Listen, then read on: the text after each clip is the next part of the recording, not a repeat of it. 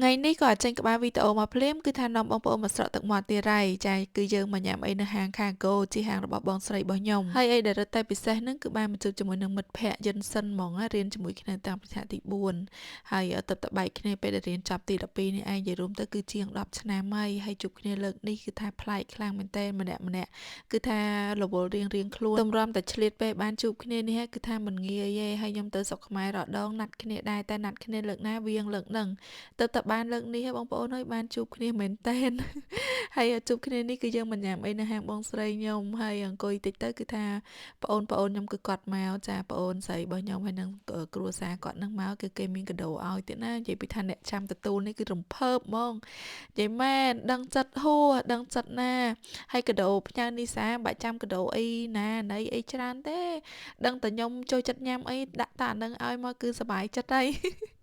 ហើយបើនិយាយពីហាង Cargo នេះវិញគឺថាមានមុខម្ហូបឆ្ងាញ់ច្រើនមែនតើ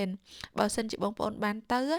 សម្រាប់រសជាតិគឺដឹងតែចាប់ចិត្តហ្មងជាពិសេសបើសិនជាមានការជួបជុំគ្នាល្ងាចឡើងមិនថាជាមួយមិត្តភ័ក្តិឬមួយក៏បងប្អូនសាច់ញាតិអីទេគឺត្រូវខ្លាំងមែនតើមិនមានតែម្ហូបណាគឺថាមាន music band នៅនឹងទៀតនិយាយរួមទៅអត់សុកទេសំខាន់ម្ហូបឆ្ងាញ់ចាបរិយាកាសទលាយស្រួលយើងអាចអង្គុយទៅជែកគ្នាបានអញ្ចឹងណាបងប្អូនហើយបើសិនជាបងប្អូនចង់ស្គាល់ចង់ដឹងរសជាតិអី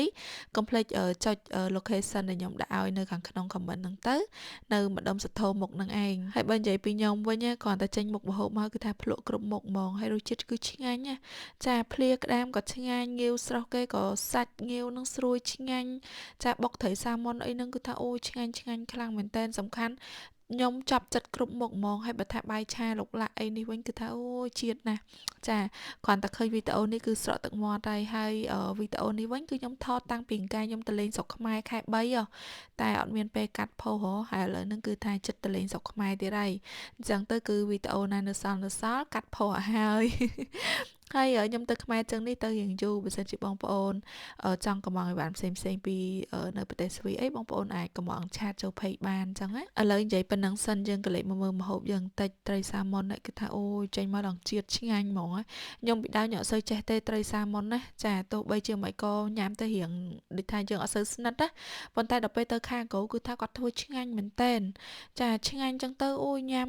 គឺថាញ៉ាំអត់ដឹងឆ្អែតណាហើយមកមើលគូស្នេហ៍នេះវិញអូយផ្អែមល្ហែមណាស់ហើយបើថាខាងនេះវិញគឺរៀងនេះដែរមើលទៅទុកមុខទៅចាហើយយើងអង្គុយលេងចុះឡើងទៅម្ហូបចាចេញមកម្ដងមួយមុខទៅហាងបងស្រីឯងហើយមានអីទៀតចាឃ្លានអីហៅនឹងហ្មងទៅអត់ទុកពោះទេណាទៅលើកនេះចាគឺញ៉ាំមួយឆ្អែតហ្មងហើយខ្ញុំនិយាយម្ដងទៀតណាបើសិនជាបងប្អូនចង់ស្គាល់ហាង Cargo Pub នេះកុំភ្លេចចុចឈ្មោះហាងដែលខ្ញុំមិនសិននៅក្នុង comment ណាចាបងប្អូនចូលឈ្មោះហាងហ្នឹងទៅហើយនៅក្នុង page របស់គាត់គឺគាត់មានទៅសេ location នៅក្នុងហ្នឹងហើយបងប្អូនអាចទៅសាកបានសម្រាប់តម្លៃវិញគឺធូរថ្លៃចាធូរថ្លៃសមរម្យខ្លាំងមែនទែនតម្លៃធូរថ្លៃហើយគឺរសជាតិឆ្ងាញ់ទៀតបើសិនជាបងប្អូនបានទៅដឹងតធានាថាចាប់ចិត្តហើយឥឡូវនេះគឺថាដល់វគ្គខ្ញុំបើកកាដូបងប្អូនទីដឹងហើយថាកាដូហ្នឹងគឺកាដូអីគឺតារ៉េនអូយចូលចិត្តណាស់បងប្អូនហើយទៅស្រុកខ្មែរម្ដងបើថាបានអ្នកមានទិញតារ៉េនឲ្យញ៉ាំវិញគឺថាស្រឡាញ់ហ្មងចាដាក់មកប្រហែលក៏នីសាញ៉ាំអស់ដែរហើយញ៉ាំមកចាំមើលនៅក្នុងវងនឹងមានអ្នកអត់ចូលចិត្តក្លិនត្រេនបងប្អូនចាំមើលស្រាប់អ្នកអត់ចូលចិត្តក្លិនត្រេនខ្ញុំអត់ដឹងថាគាត់ហាត់ក្លិនត្រេនធំក្លិនអីហ្នឹងនិយាយមែនណានិយាយមែនជឿហ្មង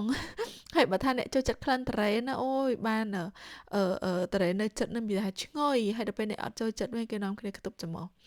ចាអញ្ចឹងវីដេអូនេះមានតែប៉ុណ្្នេះឯងចង់ចែកម្លែកបងប្អូនចាវីដេអូសប្បាយ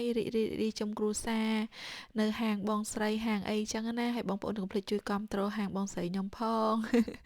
ហើយឥឡូវនេះគឺនាំគ្នាលាមិត្តភ័ក្តិទៅវិញហើយចាជួបគ្នាពេលក្រោយទៀត